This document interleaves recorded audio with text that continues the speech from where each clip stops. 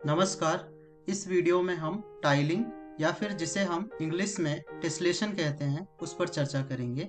यह वीडियो कक्षा 6 से कक्षा 8 तक के गणित विषय के लिए उपयोगी होगा। तो आइए जानते हैं कि इस वीडियो में हम क्या क्या सीखेंगे। इस वीडियो में हम चर्चा करेंगे कि टाइलिंग या टेस्लेशन क्या होता है। टाइलिंग को आकृतियों की मदद से समझेंगे और टाइलिंग से संबंधित कुछ प्रश्न भी हल करेंगे। अब मान लीजिए कि कविता को अपने घर के कमरे में टाइल्स लगाना है और उसके पास ये आकृतियां हैं। तो वह कौन कौन सी आकृतियों को चुन सकती है ताकि उसके घर में जो टाइल्स लगे उन टाइल्स के बीच में कोई भी अंतराल या गैप ना हो। आप सोचें। तो आप देख सकते हैं कि कविता इस वर्गाकार आकृति की टाइल्स को चुन सकती है, इस त्रिभुजाकार आकृति को भी चुन सकती है, इस अष्टभुजाकार आकृति को नहीं चुनेगी क्योंकि उसके बीच में गैप होगा। उस पर हम आगे चर्चा करेंगे कि क्यों। इस वृत्ताकार आकृति को भी नहीं चुनेगी। इस खटकोण आकृति को चुन सकती है। यह पूरी तरीके से वर्ग नहीं है क्योंकि इसके कोनों में घुमाव है।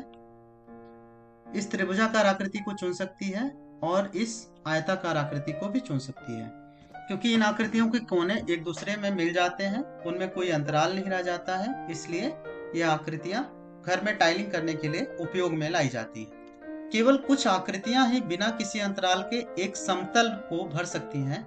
जैसे उदाहरण के लिए आप देख सकते हैं कि यह आयताकार आकृतियां, त्रिभुजाकार आकृतियां भी उपयोग में लाई जाती हैं क्योंकि आप देख सकते हैं कि जहां पर ये आकृतियां एक दूसरे से मिल रही हैं वहां पर कोई अंतराल नहीं है। आप ये देख सकते हैं। खटकोण आकृतियां भी टाइलिंग में उपयोग में लाई जाती हैं क्योंकि आप देख सकते हैं जहां पर जुड़ रही हैं वहां पर कोई अंतराल नहीं होता है। कई आकृतियां परस्पर नहीं जुड़ती हैं, उनमें हमेशा अंतराल रह जाता है। आप देख सकते हैं कि यह आकृतियों को यदि हम एक दूसरे से लगाकर जोड़ेंगे तो यहाँ पर कुछ अंतराल रह जाता है। तो इस प्रकार की आकृतियों को हम नियमित टाइलिंग के उपयोग में नहीं लाते हैं। तो आइए जानते हैं कि टाइलिंग दो तरीके से की जाती है। एक नियमित टाइलिंग जिसमें एक प्रकार की आकृतियां और उनके शीर्ष और कोने बराबर होते हैं। ऐसी कुल 3 आकृतियां ही हैं। पहली आकृति है वर्ग, त्रिभुज और खटकोण आकार की आकृतियां। अनियमित टाइलिंग में हम एक आकृतियां या फिर आकृतियों के मिश्रण का उपयोग करके हम टाइल्स बनाते हैं। तो जैसे आप देख सकते हैं कि यहाँ पर अष्टभुजाकार आकृति है और अष्टभुजाकार आकृतियों को आपस में जोड़ने के बाद जो अंतराल बचता है उसमें एक वर्गाकार आकृति को लगा दिया जाता है। तो कुछ इस तरीके से अनियमित टाइलिंग का भी हम प्रयोग करके टाइल्स बनाते हैं। आपने इस तरीके की टाइलिंग भी अपने आसपास में देखी होगी। जब हम टाइलिंग बनाते हैं और आकृतियां एक दूसरे से जुड़ती हैं तो इस कोने में कुल कोण का मान कितना होता है। तो आप देख सकते हैं कि एक वर्ग के एक कोण का मान 90 अंश होता है। इस प्रकार से 4 वर्ग जब मिलेंगे तो वहां पर कुल मान 90 गुणे 4 बराबर 360 अंश होगा। इसी तरीके से आप जानते हैं कि यदि समबाहु त्रिभुज है तो उसके एक कोण का मान 60 अंश होता है और यहाँ पर कुल 6 समबाहु त्रिभुज मिल रहे हैं। तो इस प्रकार से 60 का 6 से गुणा करेंगे तो हमें 360 प्राप्त होगा। इसी तरीके से खटकोण के एक कोण का मान 120 अंश होता है। इस प्रकार से यहाँ पर 3 खटकोण मिल रहे हैं तो 120 में 3 का गुणा करने पर हमें 360 अंश प्राप्त होगा। यदि कोई अंतराल ना बचे उसके लिए हमें जो आकृतियां हम उपयोग में ला रहे हैं उनके कोनों का योगफल 360 अंश होना चाहिए। क्या अब आप बता सकते हैं कि इनमें से कौन कौन सी आकृतियों में टाइलिंग पैटर्न बनेगा।